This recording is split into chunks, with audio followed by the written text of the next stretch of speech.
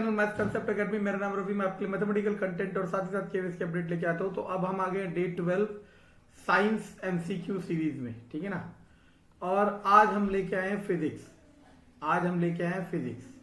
और अगर आप डेली इस सीरीज को फॉलो करोगे, इससे नोट्स बनाओगे, तो एक समय ऐसा आएगा कि आपको सारे क्वेश्चंस बिल्कुल आसान लगेंगे और न्यूमेरिकल्स बहुत इजी लगेंगे। इसमें हम फोर्स वाला चैप्टर जो है, force and laws of motion, उसके क्वेश्चन लेके आए हैं, ठीक है ना। ओके ना, क्वेश्चन क्या है, एक आदमी ने पहन रखी है बुलेट प्रूफ जैकेट और इस मतलब ये रोलर स्केट है, इस पे खड़ा हुआ है आदमी, इसने बुलेट प्रूफ जैकेट पहनी हुई है, ठीक है ना। टोटल मास है इसका 40, इसका मास है 80, और जो बुलेट आ रही है इसकी तरफ उसका मास है 20 किलोग्राम में कर दो। और बुलेट की वेलोसिटी कितनी है, 400। आगे ना कह रहा है it stop by the west end fall to the ground.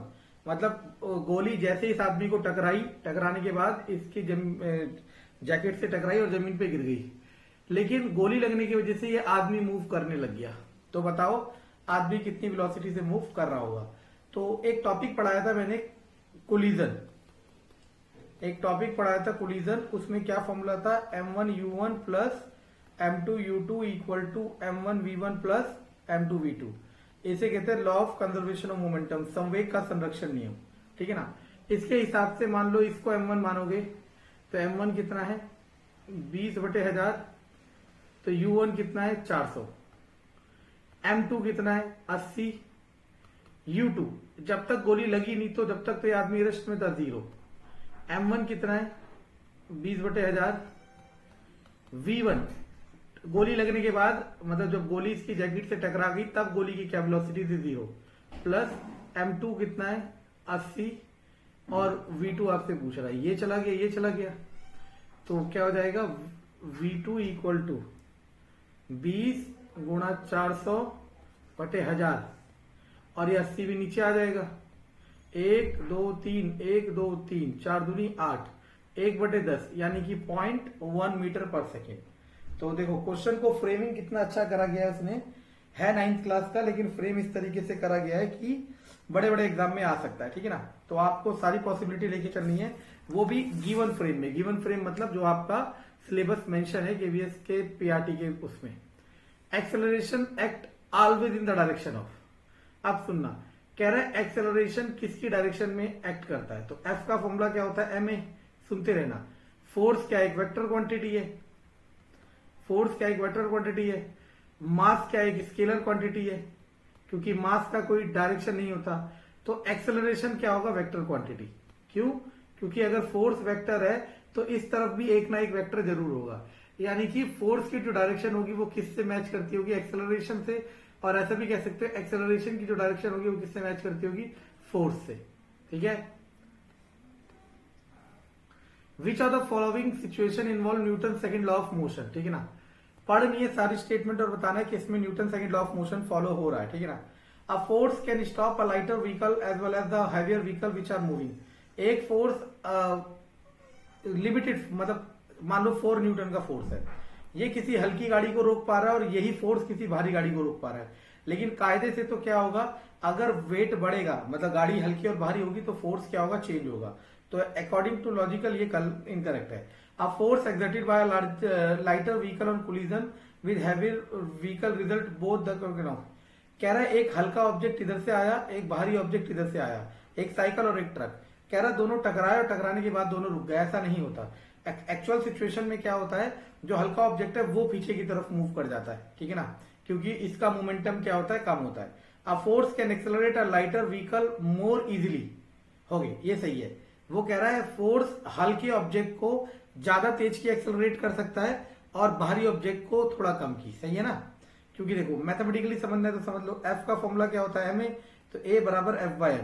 तो यानी कि अगर फोर्स दोनों के लिए फिक्स है तो जिसका मास ज्यादा होगा उसका एक्सेलरेशन कम होगा, और साथ ही साथ जिसका मास कम होगा उसका एक्सेलरेशन ज्यादा होगा। Then answer is option number C. Okay, जैसे आप लोगों ने क्लास 9th एनसीईआरटी में पढ़ा होगा, जब फील्डर बॉल को कैच करता है तो अपने हाथ पीछे की तरफ करता है। क्यों, क्योंकि वो बॉल की वेलोसिटी को स्लो डाउन कर रहा होता है ताकि बॉल उसके हाथ में जो चोट देगी, जो फोर्स देगी, जो इम्पैक्ट देगी, वो मिनिमम हो। तो इसे हम साइंटिफिक लैंग्वेज में कहते हैं कि वो मोमेंटम को डिक्रीज कर रहा है, रेट चेंज ऑफ मोमेंटम को डिक्रीज कर रहा है। एग्जैक्टली आंसर है decrease the rate change of momentum. Momentum किससे मिलकर बना होता है? संवेग। इसका फॉर्मूला होता है मास इनटू वेलोसिटी। तो मोमेंटम किससे मिलकर बना होता है? वेलोसिटी।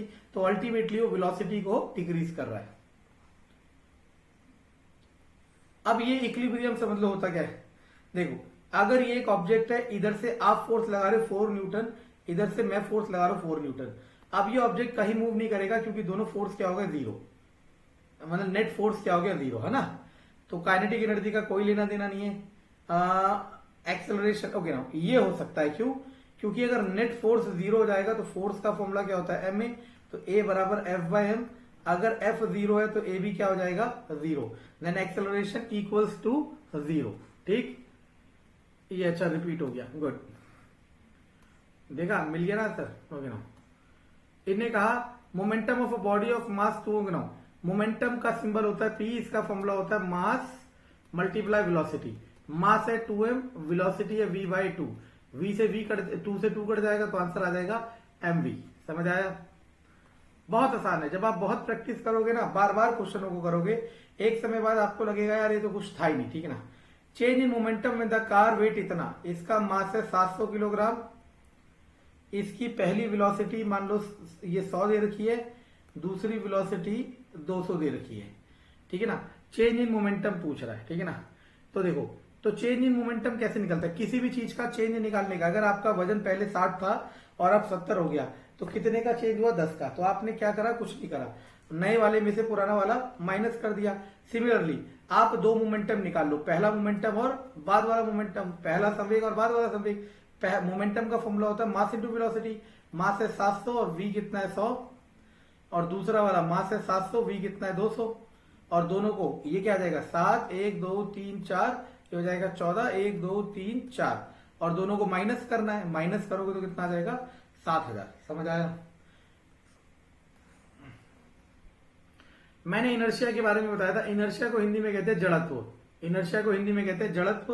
और मैं इसके बारे में पहले बता चुका हूं कि इनर्शिया ऑब्जेक्ट की वो प्रॉपर्टी होती है, इनर्शिया ऑब्जेक्ट की वो प्रॉपर्टी होती है जिसकी वजह से वो ना तो अपने आप मूव कर सकता है और ना ही अपने आप रुक सकता है।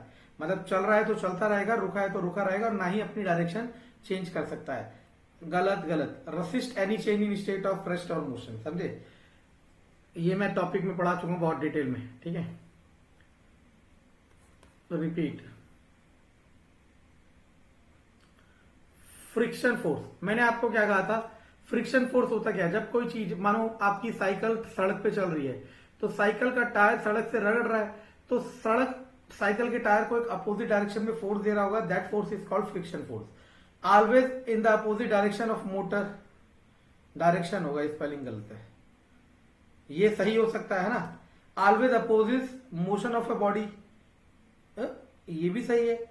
Always opposite relative motion of the surface, ये सी होगा इसका आंसर। हाँ, समझे? इसका मतलब समझना होता क्या है। यहां पे एक वर्ड जो आ गया ना, रिलेटिव मोशन, इसके वजह से ये ज्यादा करेक्ट हो गया। कैसे? मैंने आपको क्या कहा था? जैसे गाड़ी का टायर इस सड़क पे चल रहा है, तो गाड़ी का मोशन हम किससे कंपेयर कर रहे हैं? सड़क से। तो जब भी हम एक मोशन को दूसरे से कंपेयर कर रहे होते हैं तब हम उसे कहते हैं रिलेटिव मोशन या रिलेटिव स्पीड या रिलेटिव वेलोसिटी। ठीक है ना। रॉकेट, मैंने बताया था रॉकेट में क्या होता है? जो फ्यूल होता है, जलता है, वो नीचे की तरफ फोर्स लगाते हैं, उसका रिएक्शन होता है ऊपर की तरफ, जिसके बाद क्या होता है? वो ऊपर की तरफ जाता है। तो ये क्या कह रहा है? किस कंजर्वेशन पे काम करता है। ठीक है ना। तो ये हो गया law of conservation of momentum.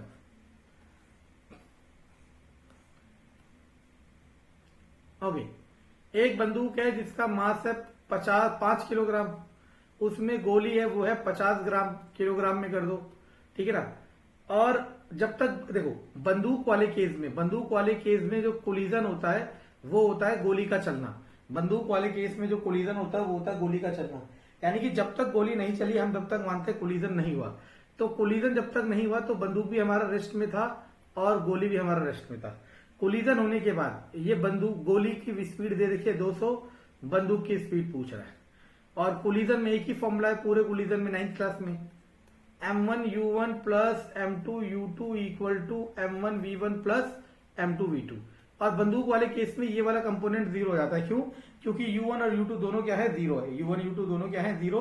तो ये कंपोनेंट जीरो होता है हर बार, ठीक है ना। तो ये हो जाएगा zero equal to m1। m1 है 5, v1 आपको नहीं पता, प्लस m2 है 50/1000 और v2 है 200। अब v1 निकालना है, कैसे उधर भेजोगे माइनस, तो क्या हो जाएगा माइनस, पहले तो 2 0 3 0 काट दिया, 5 दूनी 10, -10 equal to 5v1, v1 equal to -2, ठीक है ना। और अगर किसी ने मेरे को डेली शुरुआती से फॉलो कर रहा है तो मैंने एक ये इसे बुलेट फॉर्मूला भी बनाया था, वो था m1v1 equal to -m2v2। Direct apply कर सकते हो, इसे कहते हैं बुलेट फॉर्मूला, ठीक है ना। और जब भी गन वाला क्वेश्चन है आप डायरेक्ट अप्लाई करो, आपका आंसर इससे सही निकलेगा, ठीक है। चेक करना है तो कर लो। m1 कितना है 5, v1 आपको नहीं पता, m2 कितना है 50/100 और v2 कितना 1000, v2 कितना है 200। सॉल्व करोगे यहां से v1 मिल जाएगा।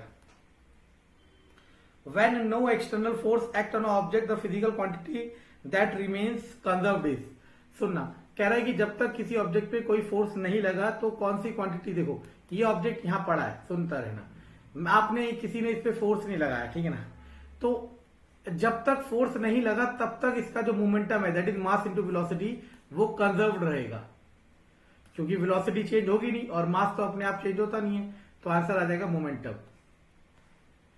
यूनिट ऑफ फोर्स, फोर्स की यूनिट होती है न्यूटन, लेकिन मैंने आपको क्या कहा था, ज्यादातर क्वेश्चन ऐसा आएगा जिसमें न्यूटन नहीं दिया होगा, न्यूटन नहीं दिया इसमें, ठीक है ना। ये न्यूटन मीटर दिया, न्यूटन नहीं है, ठीक है ना। तो फोर्स का बेसिक फॉर्मूला होता है मास इंटू एक्सेलरेशन, मास होता है किलोग्राम, एक्सेलरेशन होता है मीटर सेकेंड -2। तो आंसर आ गया डी। समझ आया मैं क्या कह रहा हूं? तो समझदारी बहुत जरूरी चीज है। Dash is the force which always opposes the motion, friction force, ठीक है ना, बताया था ना अभी। When the bus starts suddenly from rest, passenger riding inside moving backward और देखो ये बस है, बस के अंदर आप खड़े हो बैठे हो जो भी है, बस एकदम स्टार्ट हुई आगे की तरफ। जैसे ही बस स्टार्ट हुई, बस किस में आ गई, मोशन में।